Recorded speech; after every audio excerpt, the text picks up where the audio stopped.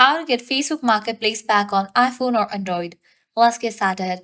The very first thing you want to do is update your Facebook app to its latest version. For that, launch your App Store or Play Store.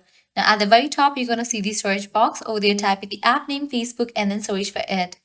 With that, app will appear. After app appears at the right corner of it, you're going to see the option of open or update. If you find the option of update over here, just click on it and update the app to its latest version.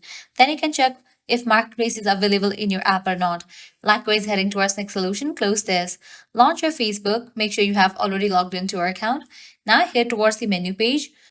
Once you're in the menu page, now click on the settings icon. Now at the top, you're going to see the search box. Over here, type in navigation bar and then search for it. Then click on this option of tab bar. Then click on the option of customize the bar. Now here you're going to find different options. Head towards the option of marketplace. At the right corner of it, you're going to see the drop down.